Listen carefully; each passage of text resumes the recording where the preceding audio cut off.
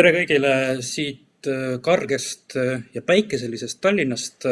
Nüüd on küll juba pime, aga on olnud selline tore talve alguse päev ja tahan öelda ka tervitused Eesti Rahvusringhäälingu nimel. Olen Rahvusringhäälingu ajakirjanik, aga ühtlasi ka ajakirjanduse õppejõud ja minu akadeemiline huvi on olnud vaadata, kuidas fakte on konstrueeritud erinevates ühiskondlikes tingimustes ja Eesti pakub selleks väga põnevaid võimalusi, sest me oleme elanud sõjaeelsel ajal autoritaarsetes tingimustes, siis vahepeal totalitaarsetes oludes ja nüüd justkui demokraatlikes oludes. Nii et väga huvitav on mõelda, mida praegune aeg meiega teeb ja meie ajakirjandusega, sest väga palju on õhus paradokse. Kas või see, et inimesi tänaval justkui ei ole, paljud pelgavad ringi liikuda, vahetud kontaktid on vähenenud, aga siis inimõiguste temaatika ilmselt läheb kusagile mujale, läheb netti ja on seotud uute meediavahenditega. Ja suur paradoks on ka see, et meil on nii suured tehnoloogilised võimalused, aga samas need justkui annavad hoogu niisugustele ootamatutele ebademokraatlikele liikumistele ja äärmustele.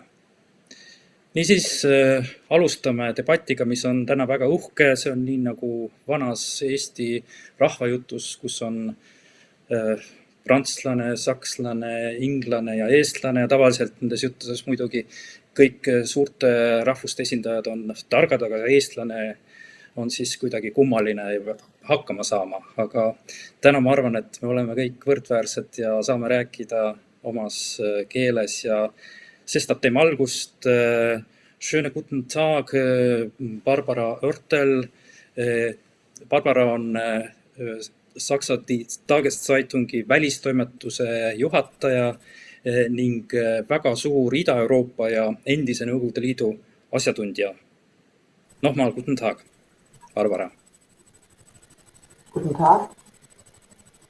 Ja Prantsusmaalt on meil hea meel tervitada Christophe Deloire'i, kes on Piirideta ajakirjanikud organisatsiooni peasekretär ja olnud ka tegev ajakirjanduses ja mitmete menukate raamatute autor. Bonjour Christophe, comment allez-vous? Bonsoir. Hello.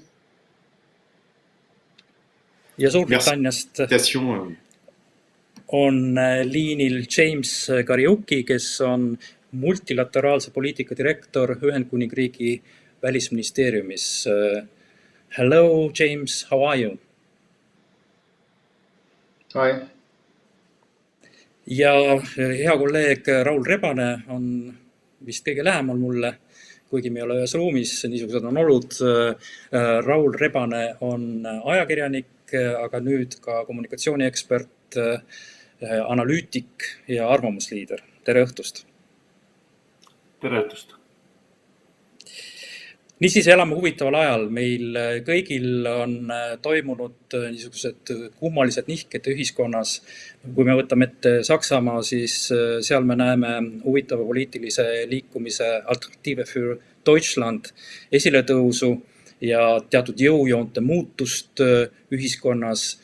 Prantsusmaal on viimasel ajal olnud väga karmid sündmused, mis on seotud äärmuslastega ja see on sundinud küsima, et mis on põhjus ja tagajärg, kas ajakirjandus on siin olnud kuidagi osaline või kas ajakirjandus saab muuta nüüd seda terenenud situatsiooni.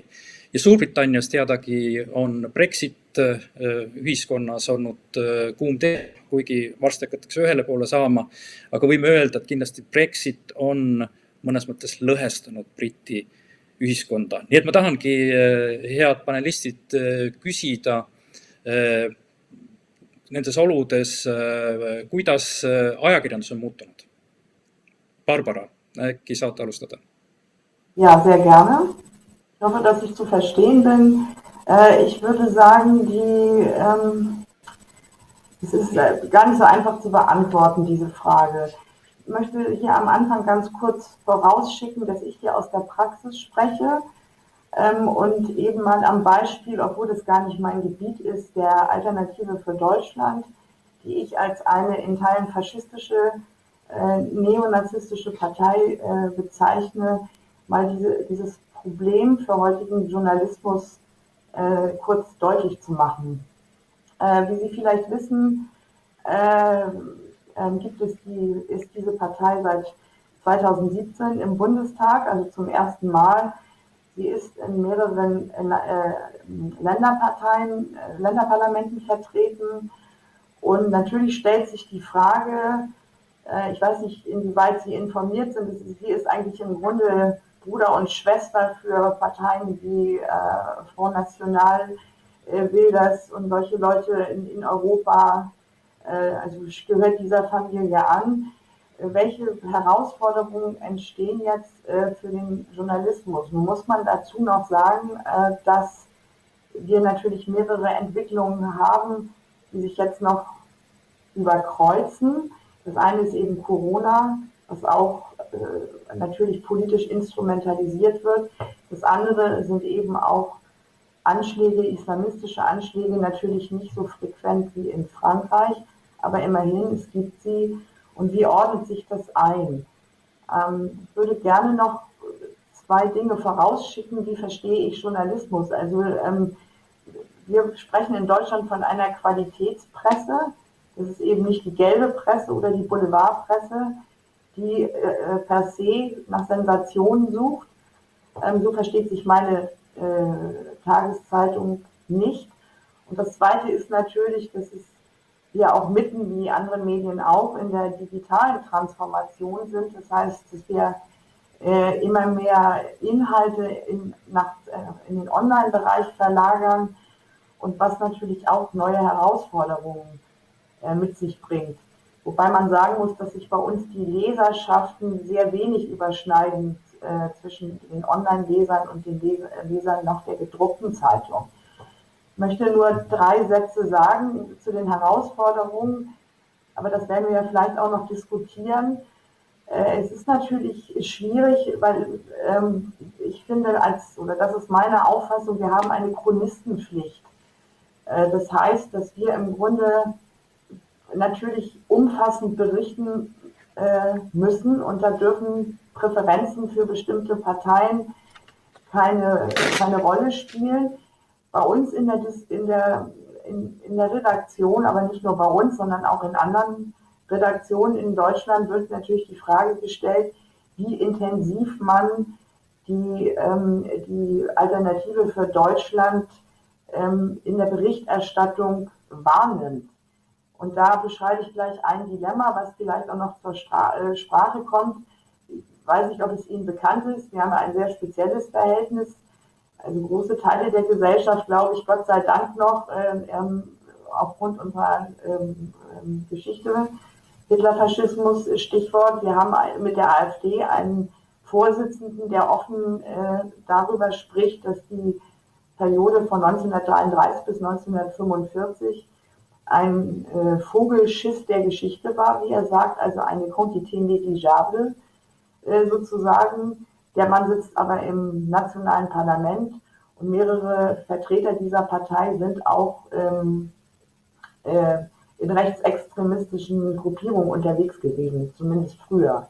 Also die Frage, die sich stellt, ja, wie berichtet man darüber? Und bei uns ist eigentlich eher die Stoßrichtung, dass wir schon berichten müssen, aber eben genau darauf achten im Sinne der Information unserer Leser, aber eben auch genau darauf achten, was wir berichten, weil natürlich jeder Bericht über diese Partei versteht sich, aber das ist ja den populistischen Parteien so und so zu eigen, als wie wir das auf Französisch nennen, Agent provocateur. Das heißt, das garantiert immer Medienöffentlichkeit und deshalb stellen wir uns natürlich auch immer die Frage, inwiefern bieten wir dieser Partei, am Beispiel dieser Partei, eine Plattform, ein Podium, um im Grunde ihre Thesen, die meine Zeitung auf keinen Fall teilt, weil wir uns eher dem linken Spektrum zuordnen, teilen. Also das ist immer ein Abwägungsprozess, es ist nicht immer einfach. Jetzt haben wir natürlich noch das Problem, was dazu kommt, in Zeiten von Corona.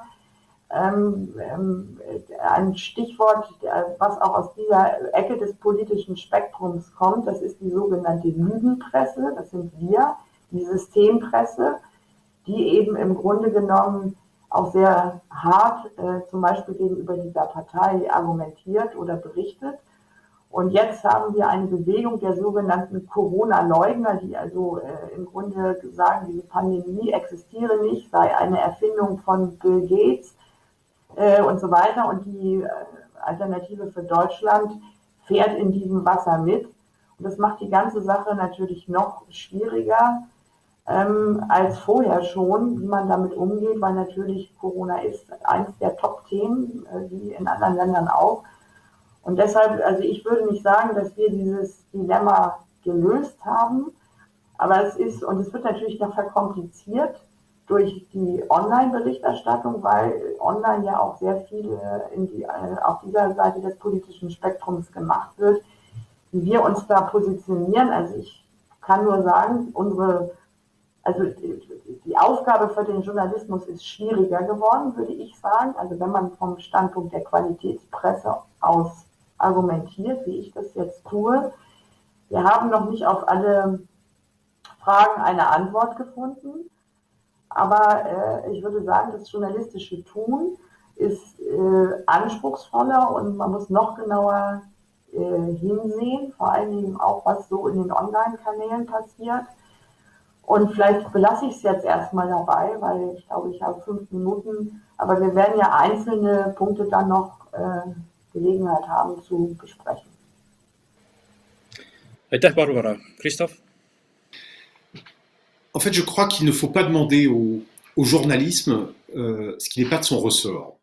Et l'objectif du journalisme en tant que tel ne doit pas être de combattre tel ou tel mouvement politique. Ce serait d'ailleurs rendre un très mauvais service, parce que ce serait conforter ceux qui pensent que le journalisme en soi est orienté, qu'il défend les intérêts de quelques-uns, alors même que c'est le rôle du journalisme de rendre compte de faits vérifiés, donc de la vérité, de rendre compte d'une chose qui est très différente de la vérité, qui est la réalité, c'est-à-dire de l'ensemble de faits qui doivent être exacts, mais dans une vision beaucoup plus pluraliste.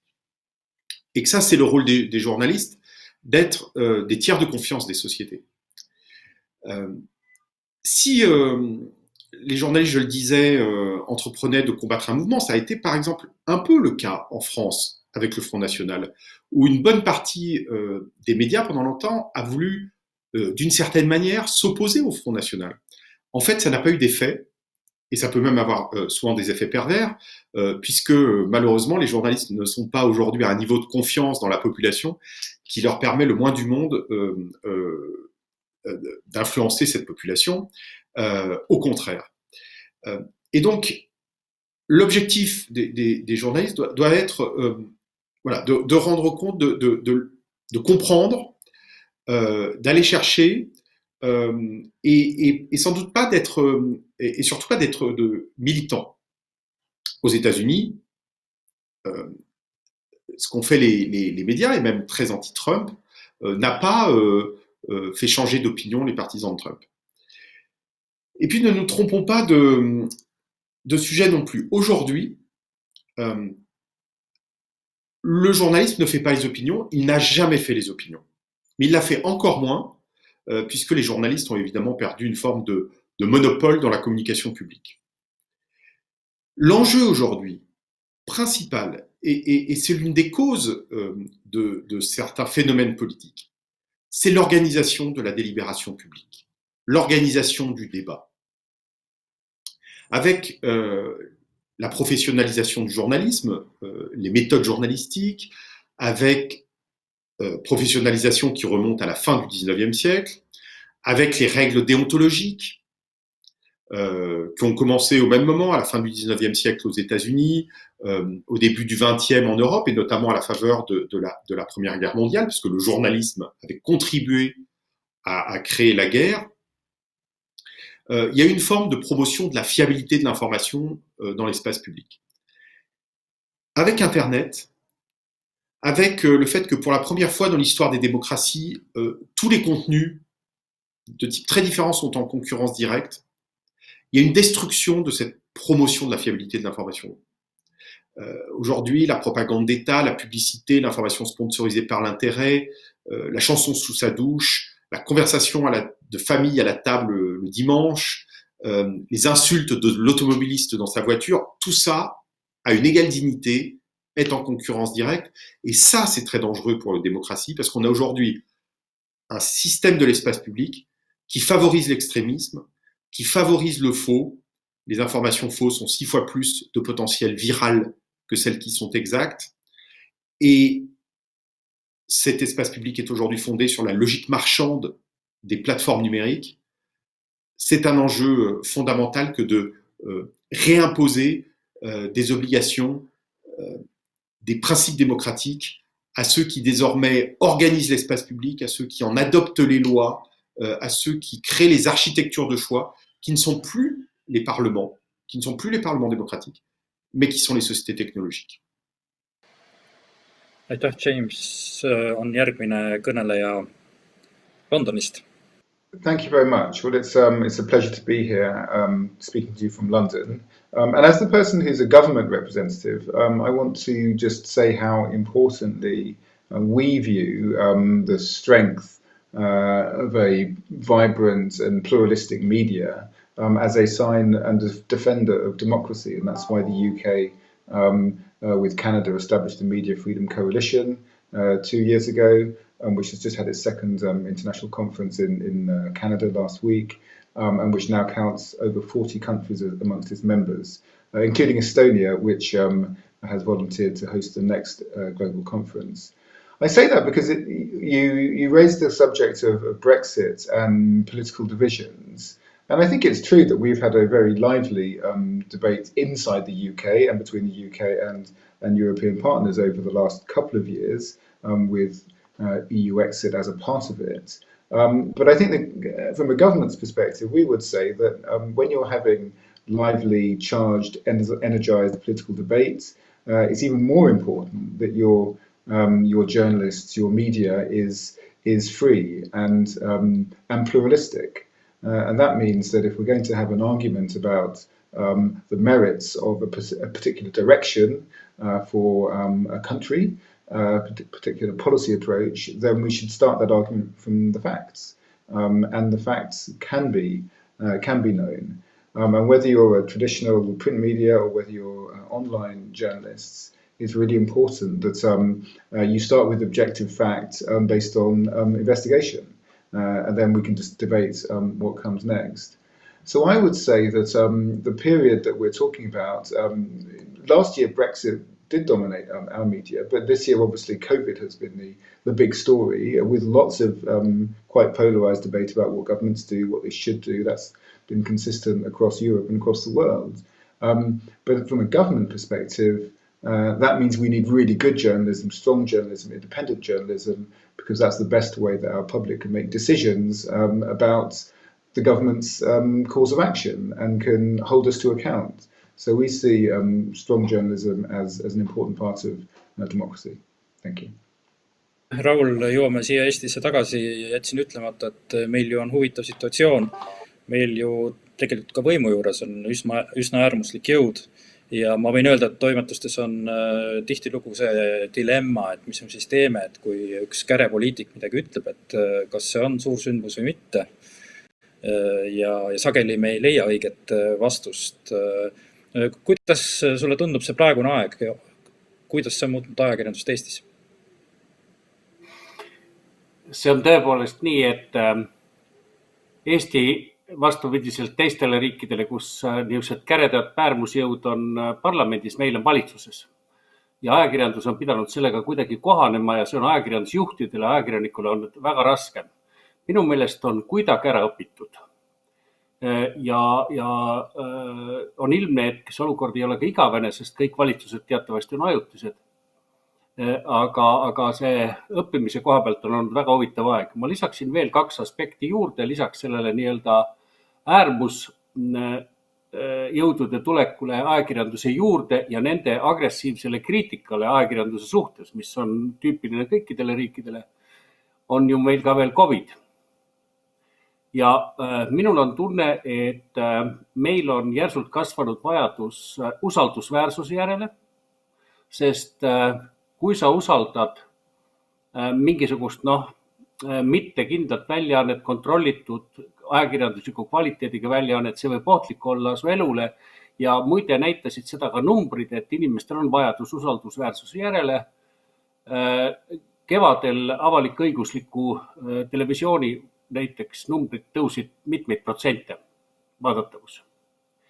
Ja ma lisaksin juurde veel ainult ühe aspekti. Mul on tunne, et Covidi ajal on ajakirjanikesse suhtumine muutunud veidi paremaks või õigemini mõistetakse seda, et ajakirjanikud on samuti eesliini töötajad, nagu on, meditsiinitöötajad, kes peavad igal päeval väljas olema ja tooma info meieni. Ka meil Eestis on juba rida ajakirjanikke haigestunud, seepärast, et nende töö iseloom lihtsalt nõuab seda. Nii et ajakirjandus on praegusel hetkel, võin oma 45-aastase kogemuse põhjal öelda umbes nii, et see, mis oli eile, ei ole täna ja see, mis on homme, ei ole ka täna. Nii et see muutumine on äärmiselt kiire. Aitüma, aga kindlasti räägime Covidist, aga tahaksin natukene ajas nagu tagasi kerida, ses mõttes, et küsin, et kas me mingil moel ajakirjanikena ei vastuta selle eest, mis praegu on õhus, sest ma ise tean küll seda tunnet, et keegi kusagil kummaliselt käitub, esineb, korraldab mingi kummalise ürituse ja siis see tundub huvitav, see on marginaalne esiotsa, aga me toome marginaalsused keskplatsile, sest mingite uudisväärtuse kriteeriumite järgi.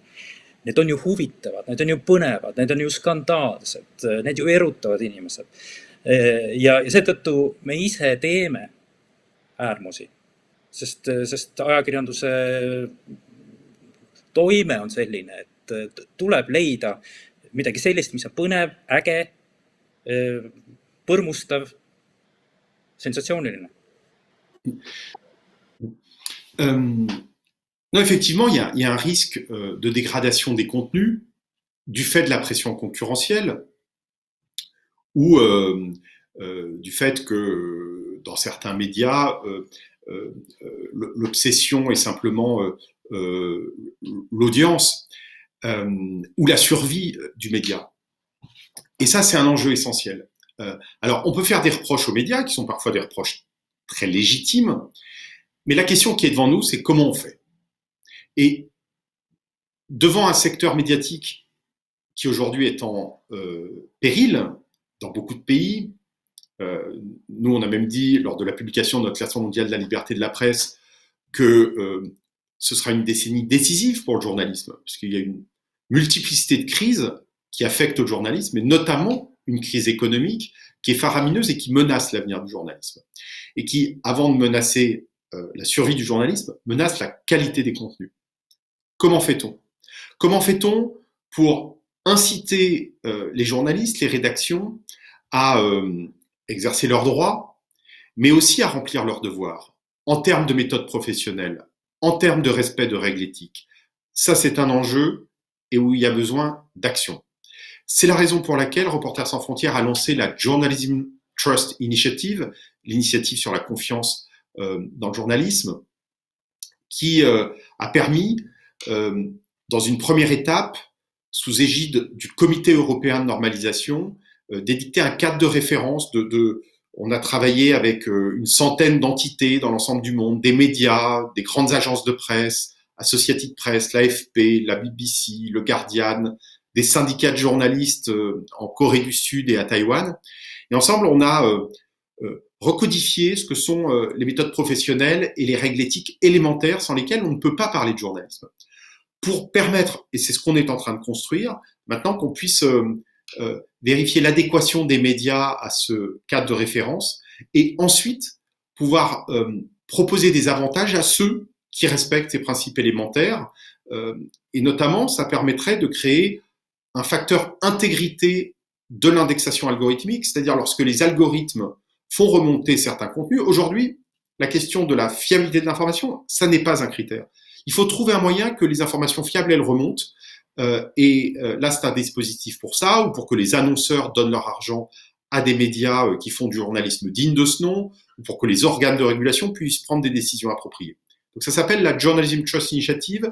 C'est soutenu désormais par la DG Connect de la Commission européenne, la direction générale en charge des questions numériques. Et nous demandons que la régulation européenne, le Digital Services Act, puisse favoriser des processus d'autorégulation comme ceux-là qui peuvent vraiment changer les choses et inciter les acteurs à respecter des principes de base, qui sont ceux que vous avez décrits, qui sont ceux des idéaux du journalisme en fait. Raul. Sa esitasid siin väite, et ajakirjandus ise teeb äärmuslusi.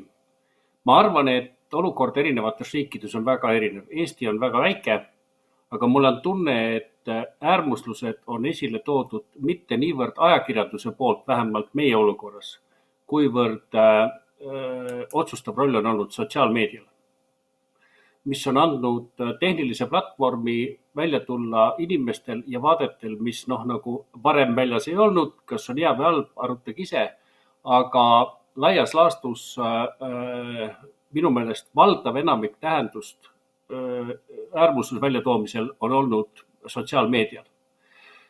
Meedia on alati olnud probleemi ees valgustada või mitte.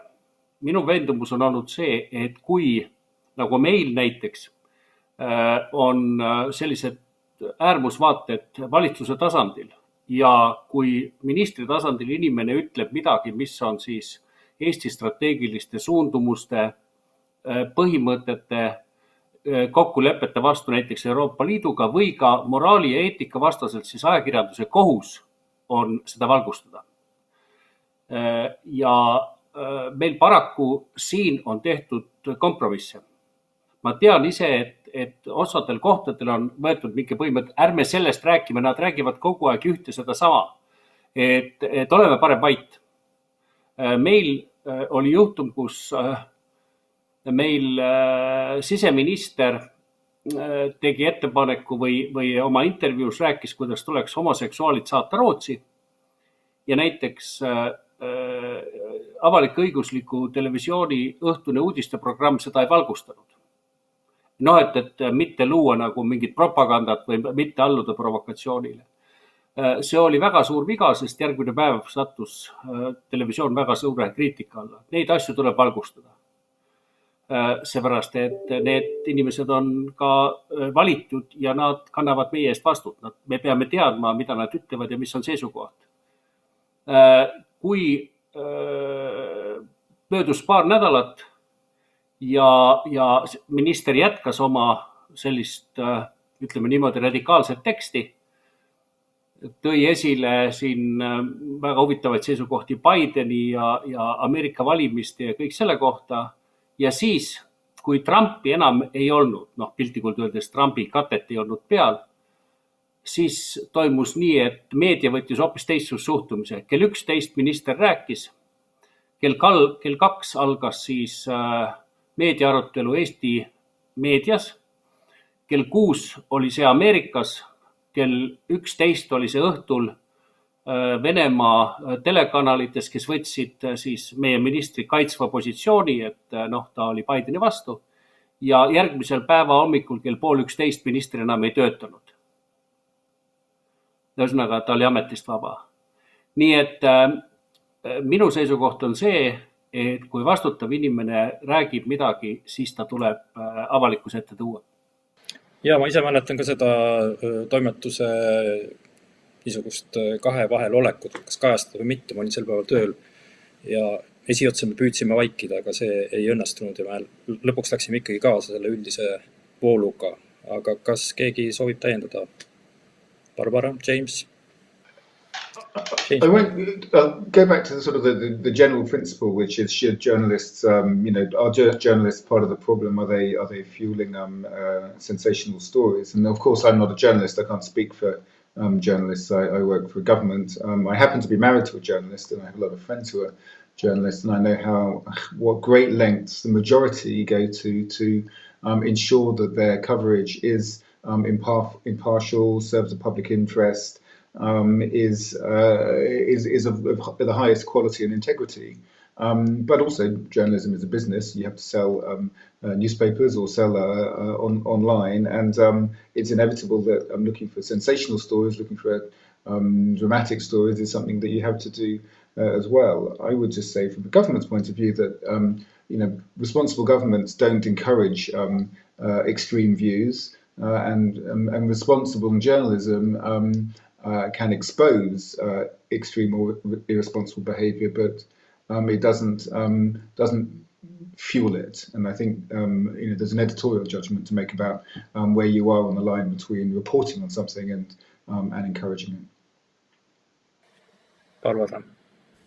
Ja, ich wollte noch auf zwei Stichworte eingehen. Hier wurden von verschiedene Male wurde immer von Fakten geredet.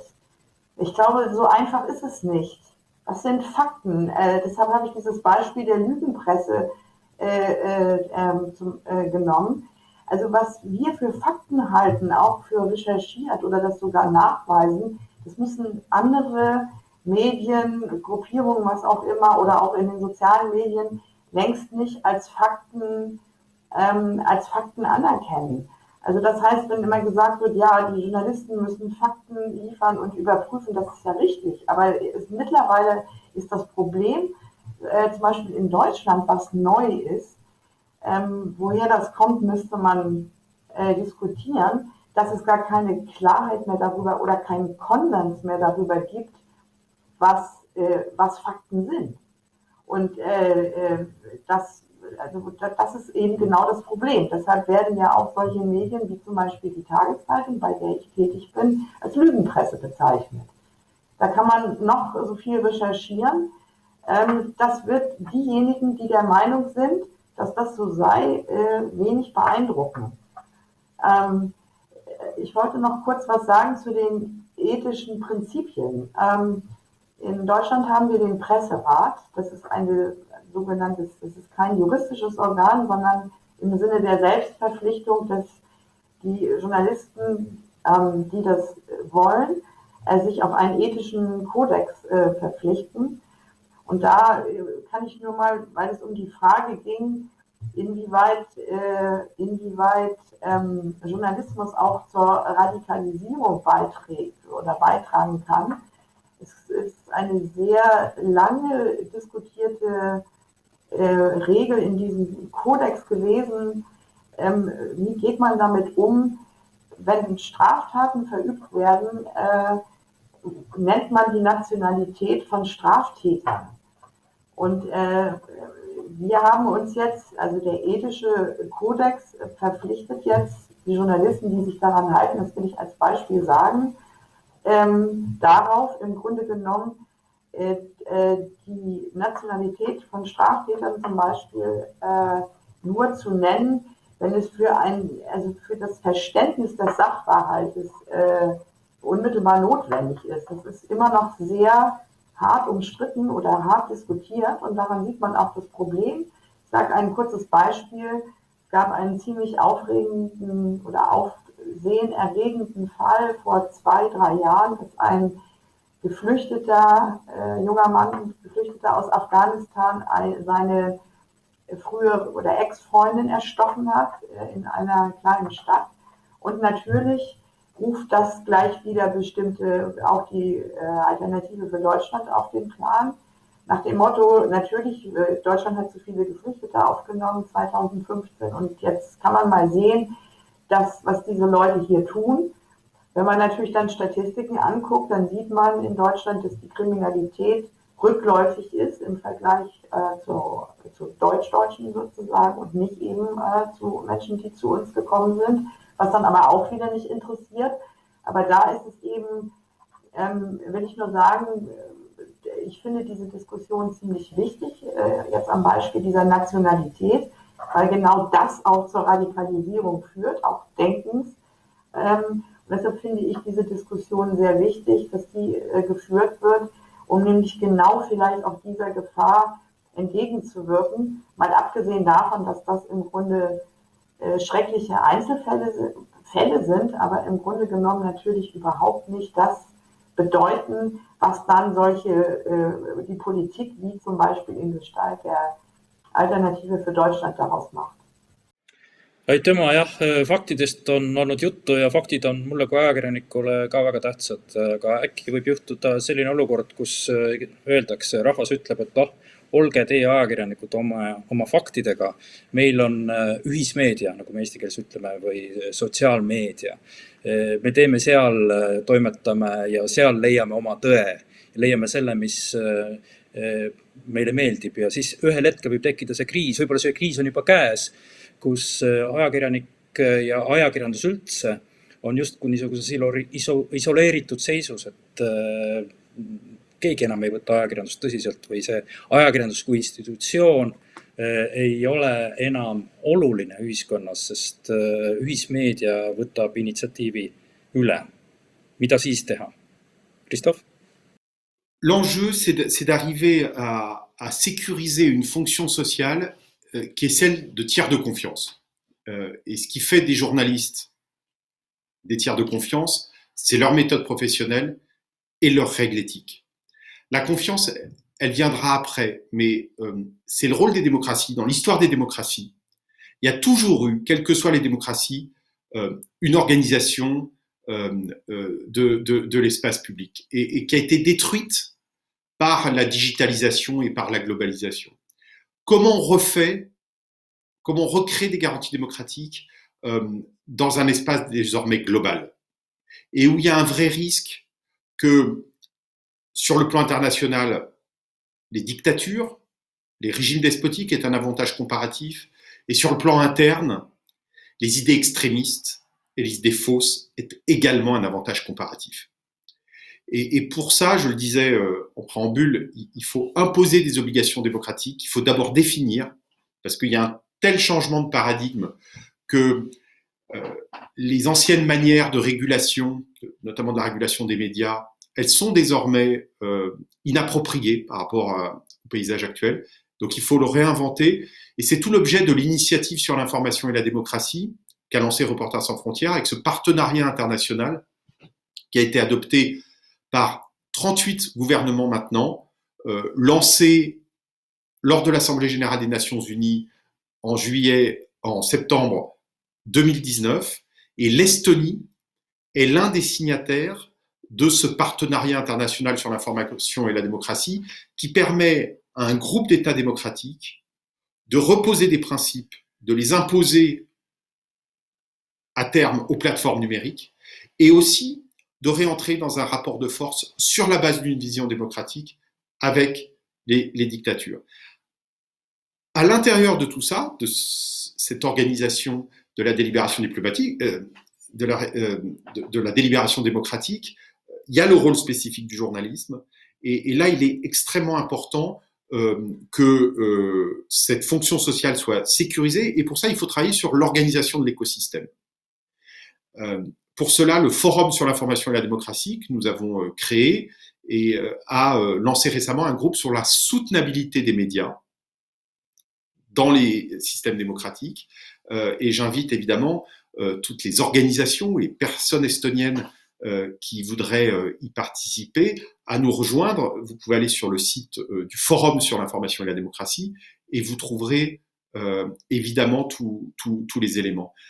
Et ce travail, on a déjà remis, il y a un mois maintenant, 250 recommandations sur la régulation des plateformes, sur la question des infodémies, est largement soutenu par l'Alliance pour le multilatéralisme qui regroupe 70 États à qui nous avons présenté nos recommandations et qui désormais peuvent les incorporer en droit interne.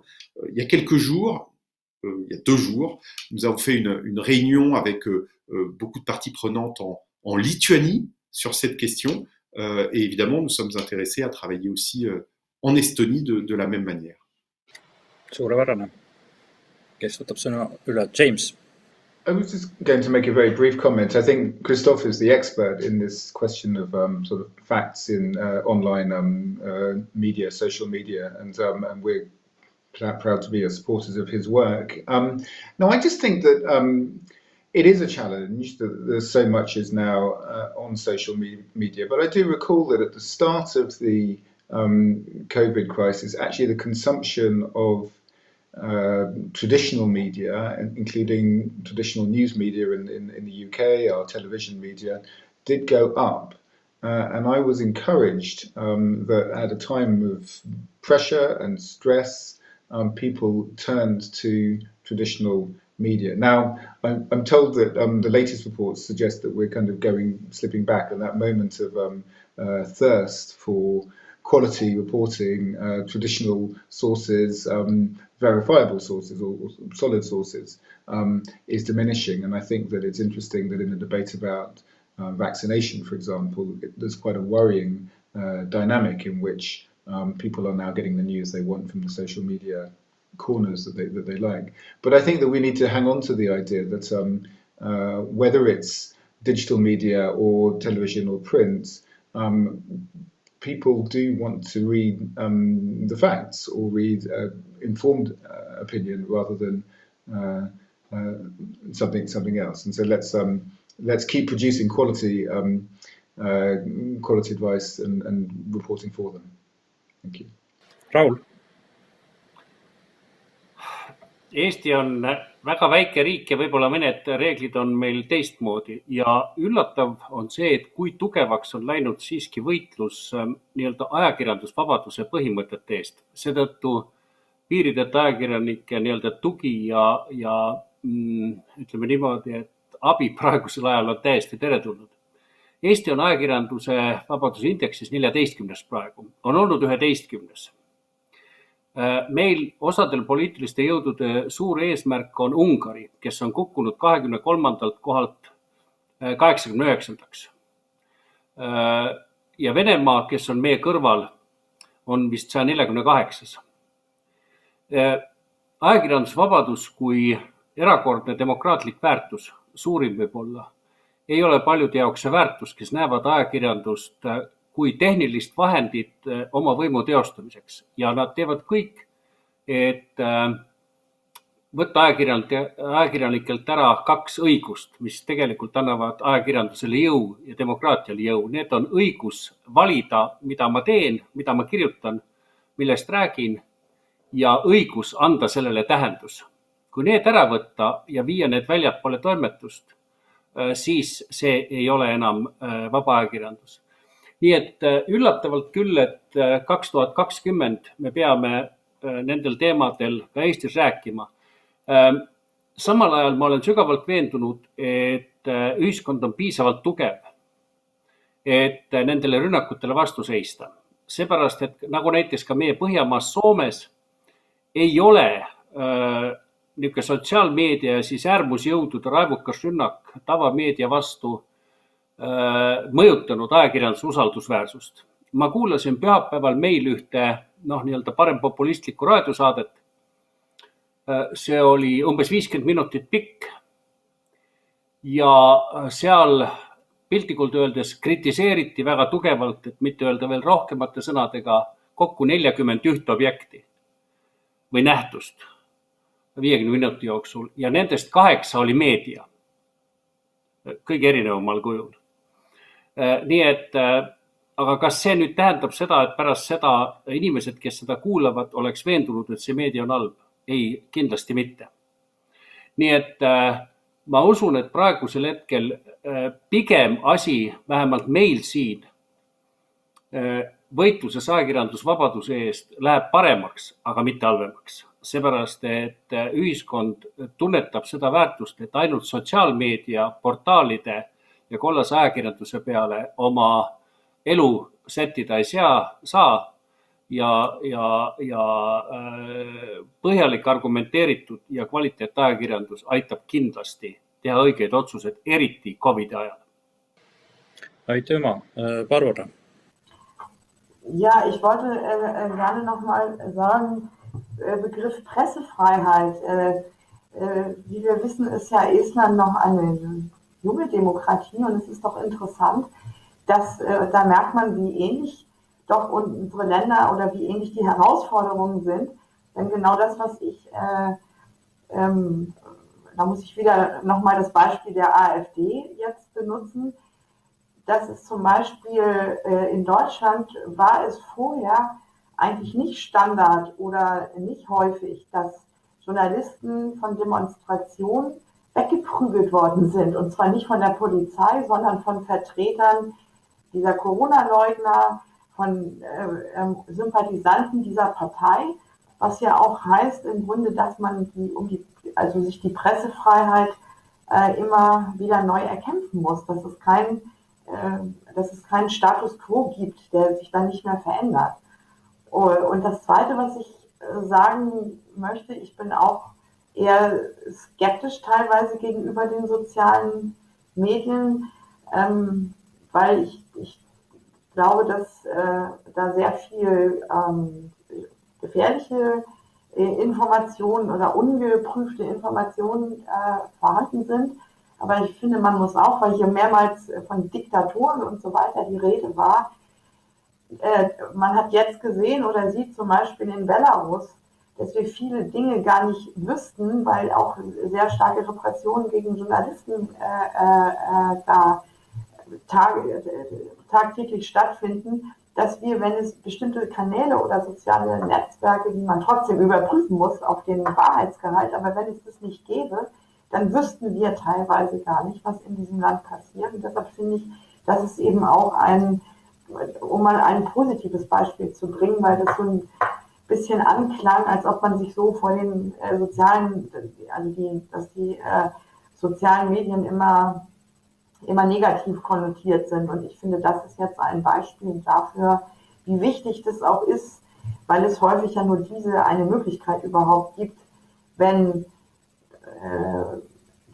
die kompletten gedruckten Medien eigentlich in staatlicher Hand sind, überhaupt noch mit Informationen nach draußen zu dringen.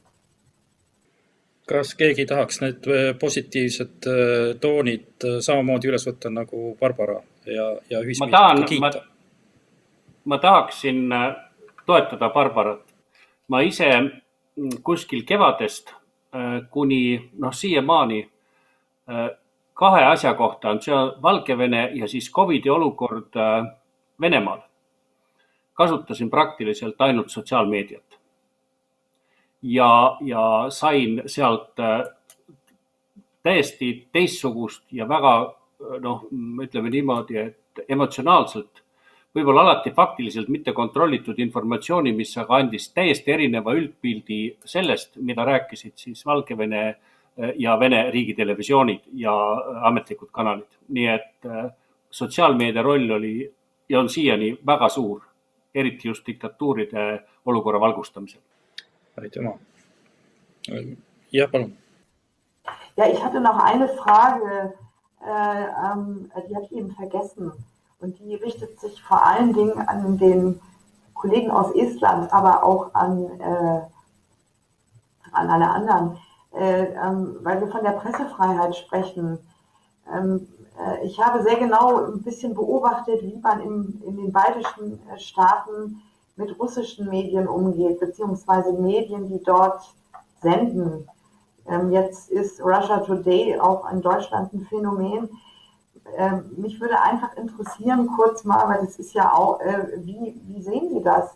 Ist es korrekt, da zu zensieren, vielleicht Frequenzen einzuschränken, oder würde man sagen, im Sinne der Pressefreiheit, diese Medien müssen mir nicht gefallen? Und ich halte das auch für keine Qualitätspresse, also viele von denen.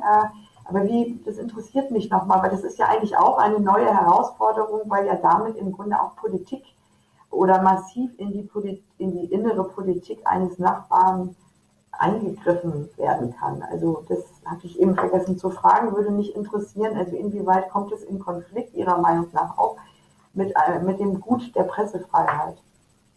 Ma lihtsalt hakatuseks ütlen seda, et mulle tundub, et samamoodi nagu meil siin Eesti looduses on oluline see liigirikkus, et samamoodi see arvamuste paljusus on rikkus ja samamoodi mis tahes kanal on rikkus, kui see on kättesaadav Eestis. Mulle tundub, et see on olnud printsiip Eestis erinevalt Lätist ja Leedust, kus on mõningaid kanaleid ka piiratud.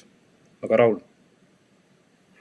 see on Eestis printsiip, aga minu meelest Eesti ei ole veel tuvastanud, ütleme niimoodi, et ka valitsustasandil seda ohtu, mida need kanalid endas sisaldavad. Nimelt need kanalid on sekkunud aastakümneid Eesti valimistesse, sekkuvad ka sel sügisel, sekkuvad ka järgmistel parlamendivalimistel ja sealt toimub väga jõuline ja kümnete kanalite kaudu toimuv pidev mõjutus ja kaasa arvatud ka infooperatsioonide tegevus. Nii et minu meelest Eesti on praegu Vene kanalite nii-öelda ohu suhtes on vaid üksikud grupid ja organisatsiooni struktuurid, kes tunnetavad seda ohtu täielikult, teised mitte.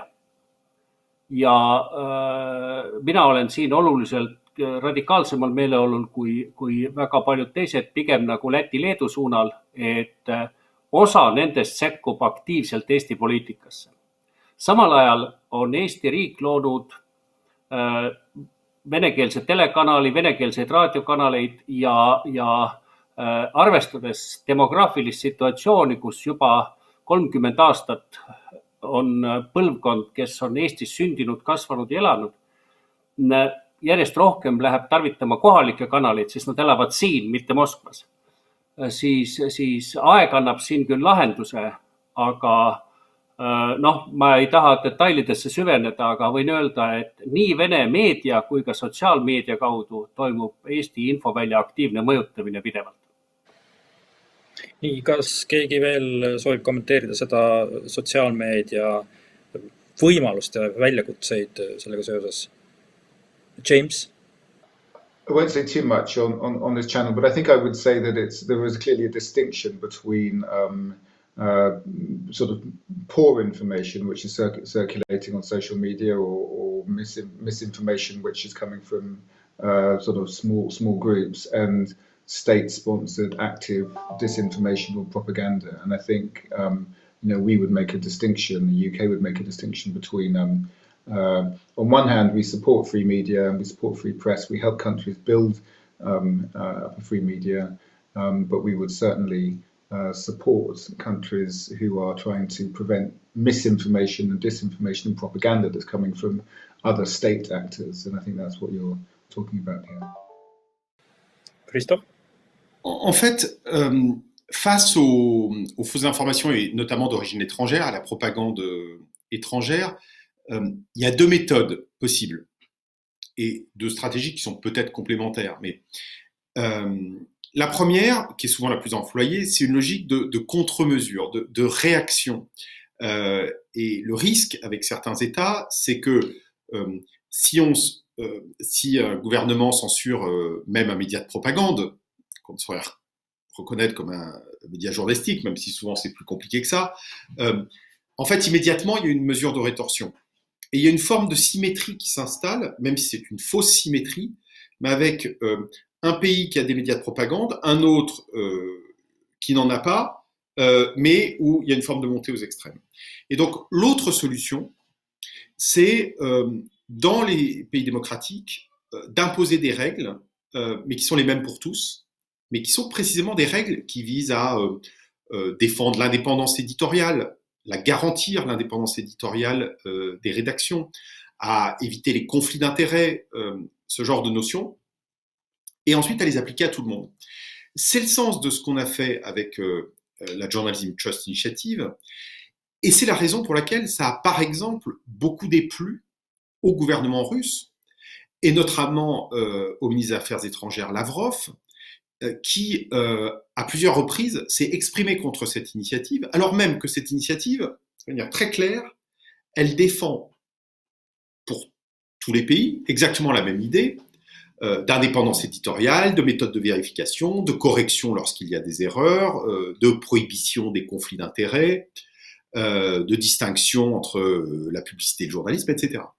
Et c'est plus gênant pour certains régimes autoritaires, parce que justement, ils ne peuvent pas entrer dans cette confrontation faussement symétrique qui est nous attaquons mutuellement nos médias et au fond, on est dans la logique de weaponization of information, d'armement médiatique, qui serait évidemment une logique très, très perverse pour des pays démocratiques.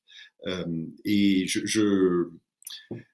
voilà, donc s'agissant des logiques possibles pour réagir, en gardant à l'esprit que le propre des démocraties, c'est de défendre une vision élevée du journalisme, une conception exigeante. Vähemasti Eesti näitel me näeme, on tehtud küsitlus ja inimeste arvates selles kriisisituatsioonis ajakirjandus 55% küsitletutest leiab, et ajakirjandus on käitunud asjakohaselt. Võib ka öelda, et teistpidi jälle on suhteliselt palju neid, kes ei ole rahul sellega, kuidas ajakirjandus on viiruspuhangu tingimustes käitunud ja informatsiooni jaganud. Kes soovib täiendada? I think this is a really big challenge for journalists, actually. I'm not a journalist, as I've said, but I think that when you're in a crisis, this commitment to impartiality, to balance, to hear all the voices, is challenging. We had this discussion about giving an audience to climate change deniers in the past, and the BBC was criticised because they were always giving equal voice to the climate change denier and the climate change scientists, and then the argument was, well, hang on, this is not credible because 98% of scientists or 98 believe that climate change is a real thing. And I think there was a similar challenge around vaccines, because if we are to get through this crisis, we need people to believe in science and to trust in science. And if we give equal voice to those who are denying science, then there is a risk. At the same time, I don't want to live in a society where we completely close down alternative voices. So I think there's a responsibility for journalists, for the media, to try to cover in the best way possible.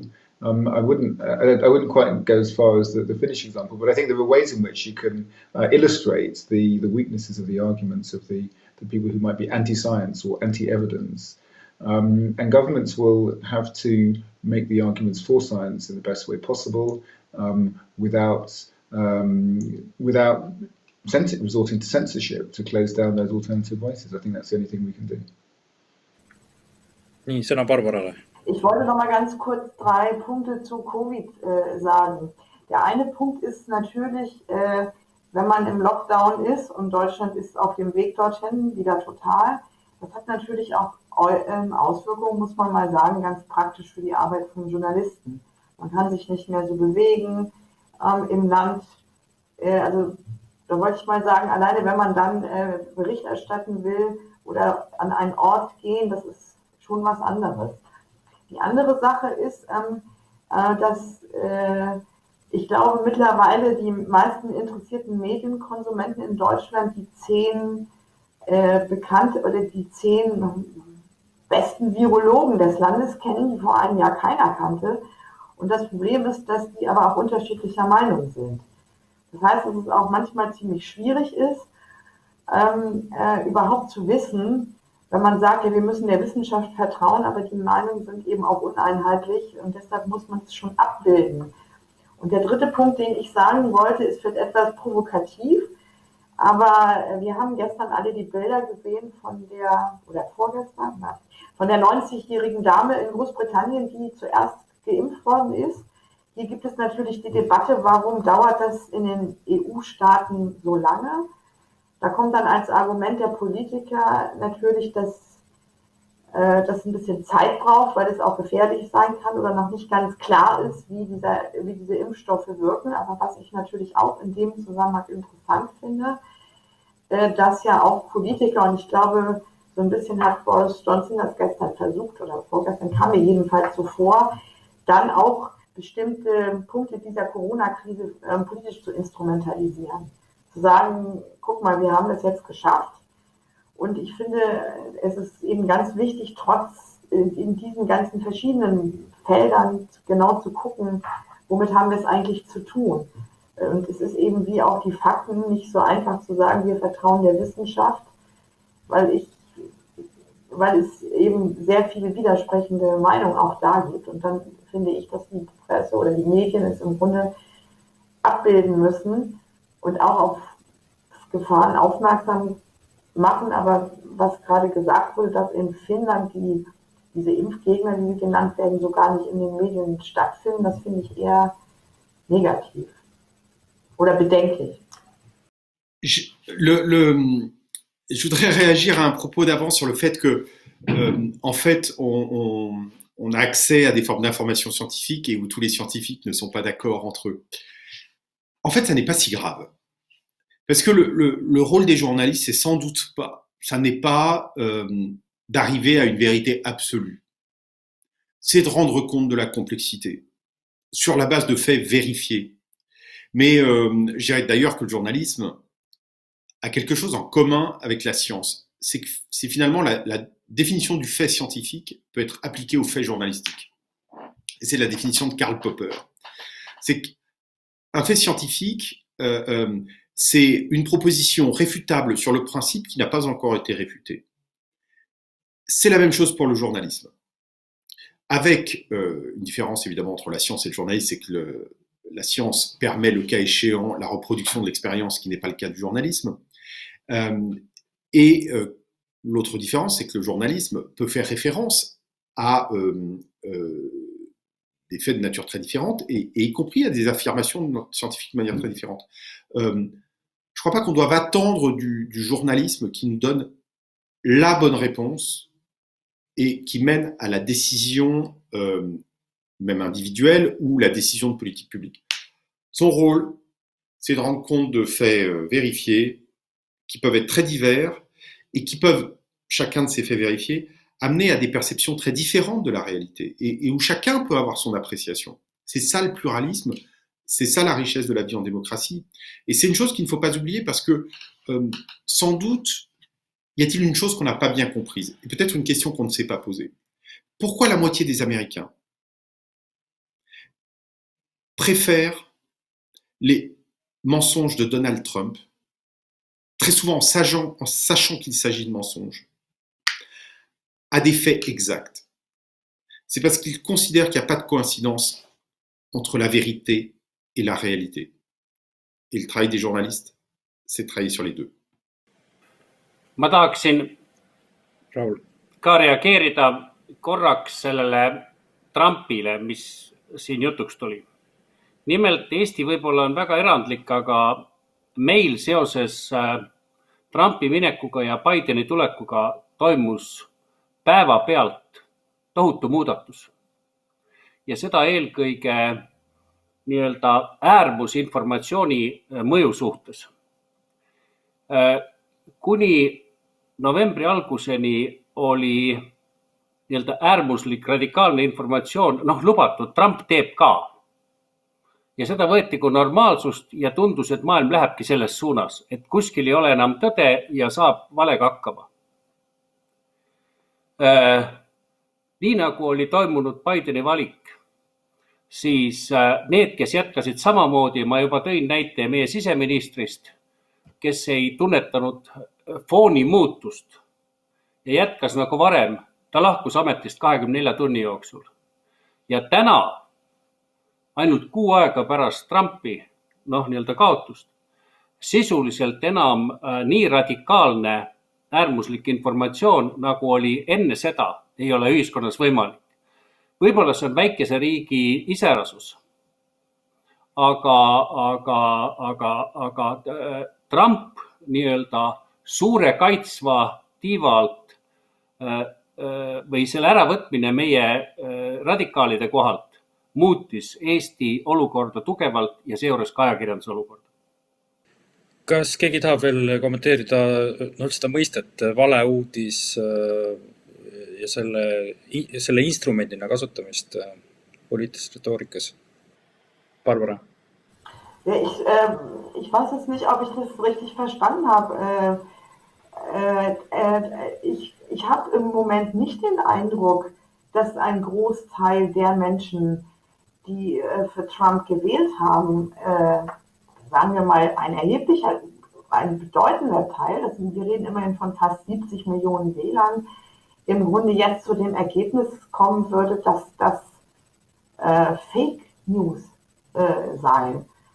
Und ich möchte auch davor warnen, zu glauben, aber das hat jetzt nicht direkt was mit dem Journalismus als solchen zu tun, dass selbst wenn Herr Biden sein Amt angetreten haben wird, im Januar Herr Trump Geschichte ist. Im Moment, der Trumpismus wird bleiben und das heißt, damit wird man auch umgehen müssen weiter. Und ich finde das schon relativ erschreckend, wenn man sich die Bilder ansieht aus Georgia, wo ja noch die Stichwahlen für die beiden Senatssitze im Januar stattfinden, über die Leute, die da stehen. Also man fragt sich, merken die wirklich nicht, was los ist? Aber es scheint mir doch so zu sein, dass ein Teil von denen immer noch der Meinung ist, die Vorwürfe, obwohl nichts gerichtsfest bewiesen werden konnte, die Vorwürfe der Wahlfälschung seien berechtigt. Und da ist es natürlich interessant, und in dem Zusammenhang ist ja auch interessant, wenn wir auf Fox News gucken, was relativ schnell die Seiten gewechselt hat plötzlich.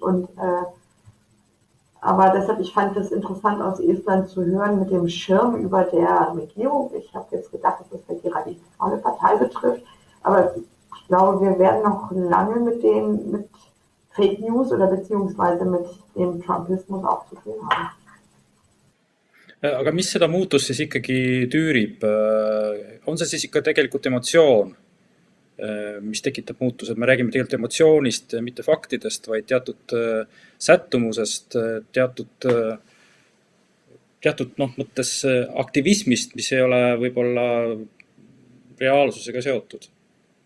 Räägime ka tarbijatest ja minu meelest on alanud protsess ja see vist jääb kestma nüüd väga palju aega, kus meediatarbijad ehk inimesed, vähemalt väga paljud neist tahavad õppida kriitilist mõtlemist. Osadele on see täiesti välistatud, nad ei taha seda, aga osa tunneb ohtu, et nähes informatsiooni, see tundub nagu vale, et missugused on need võtted, ma saaksin aru, et see on fake.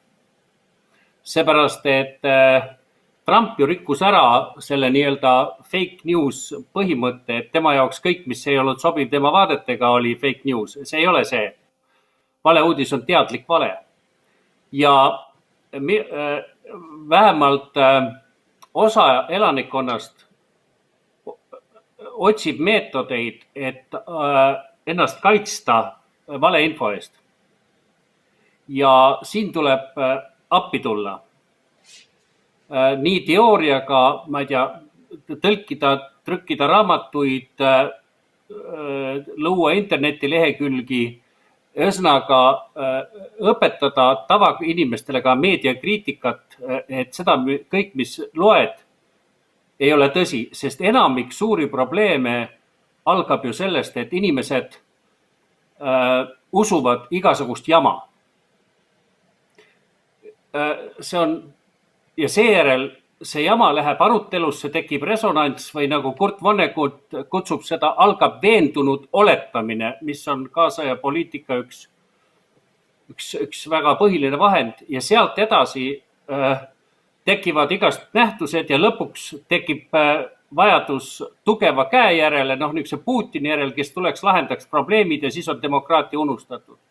Ehk see protsess on mitmesuunaline, on ajakirjanik, on tarbija, on poliitik ja tarbija õppimine ja õpetamine on minu meelest lähema aja üks kõige suuremaid ülesandeid, vähemalt osade õpetamine. Nii, kas keegi soovib täiendada? Rauli? Moi, je crois qu'il serait dangereux de penser qu'il y a d'un côté les gens dotés de raison et de l'autre ceux qui sont dans l'émotion. Alors, c'est peut-être une conception française, mais l'émotion fait partie de la raison et vice-versa. C'est-à-dire que chez n'importe quel être humain, certains ont une passion pour la raison, d'autres. Ça n'est pas, on ne peut pas tellement le distinguer. Et donc, ça n'est pas vraiment là que se situe la distinction entre ce qui est du journalisme et ce qui n'en est pas.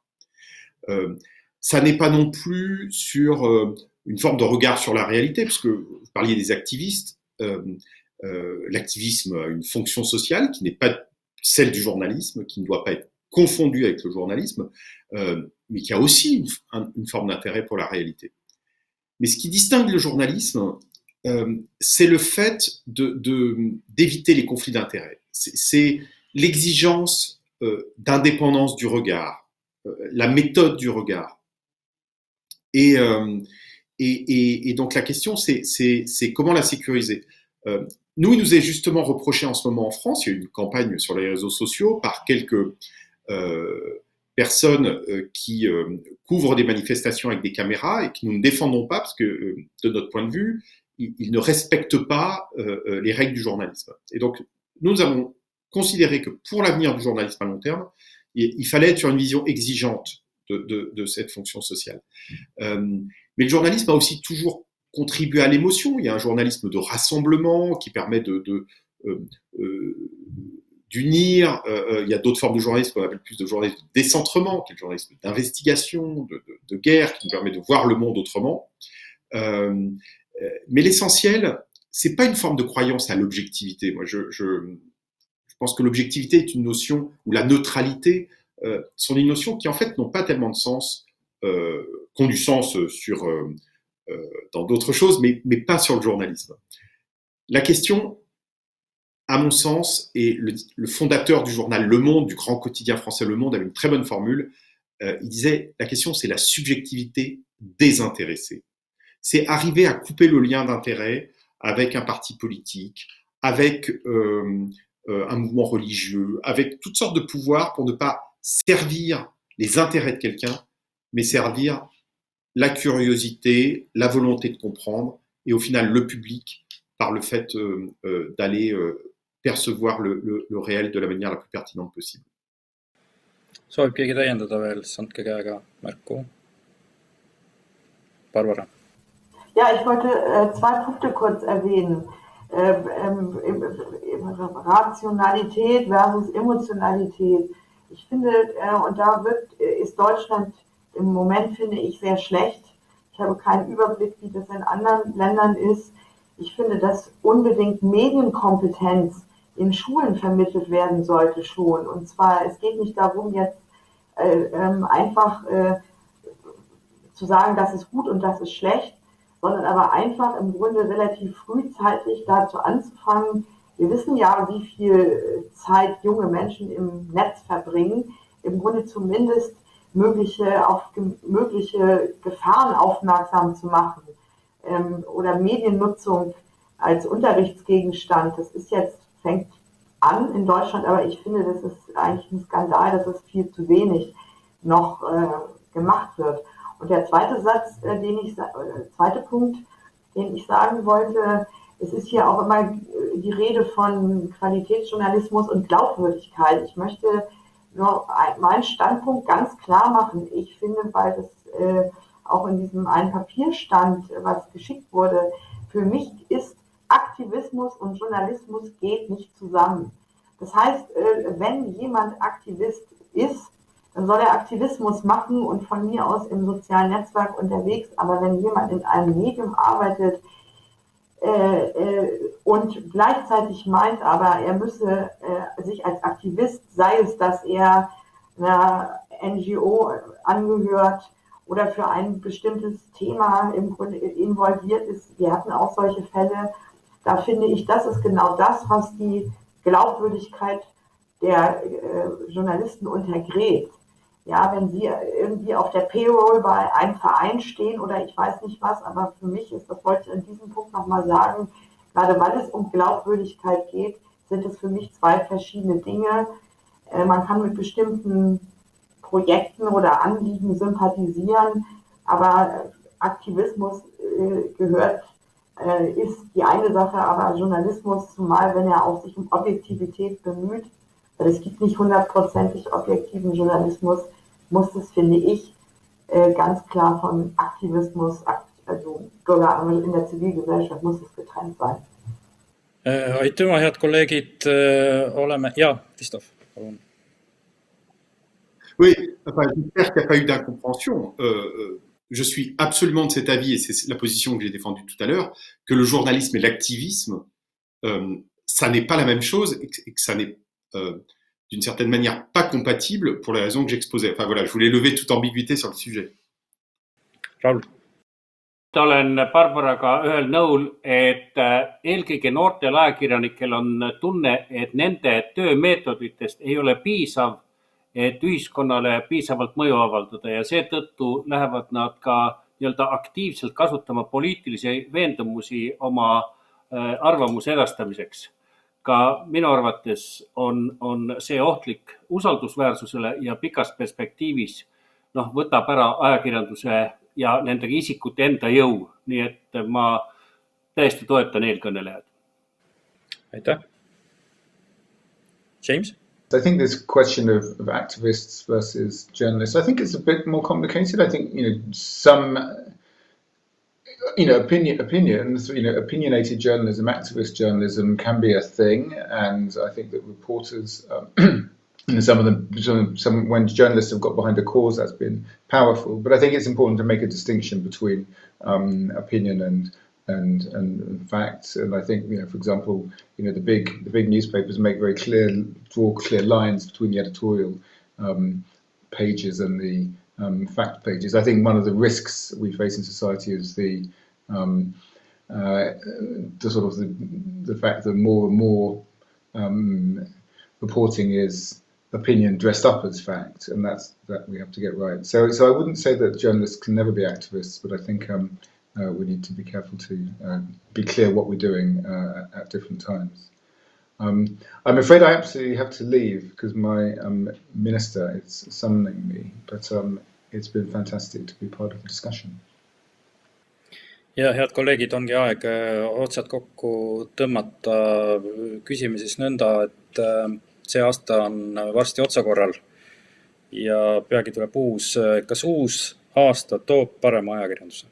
Jah, kuna ees on huvitavad muudatused ja ma arvan, et ajakirjandus leiab enda jõu, et see eelnev segaduste periood ületada, nii et üllatav küll, mina olen optimistlik. Jah, James. It will be a better year than 2020, which has been a rough year, and I think with that will come lots of better things, but I think journalism will still be vitally important, whether it's better or worse. So, thank you. Barbara. Ich habe noch nicht genau verstanden, ob sich die Verbesserung auf den Journalismus oder auf alles bezieht. Ich würde sagen, ich würde nicht sagen, dass der Journalismus besser wird, aber ich bin insofern optimistisch, weil ich finde, man wächst an Herausforderungen und die Herausforderungen für Journalistinnen werden wachsen. Egal, was passiert, worüber zu berichten ist, die Welt wird komplizierter, vielschichtiger und deshalb werden die Herausforderungen für den Journalismus größer werden, aber das ist auch eine Chance. Und da kann man auch besser werden. Aitüma. Ütleme siis merci beaucoup, vielen Dank, thank you so much ja suur tänu. Ja siinkohal lõpetame. Oli põnev vaatamine ja kuulamine. Aitäh!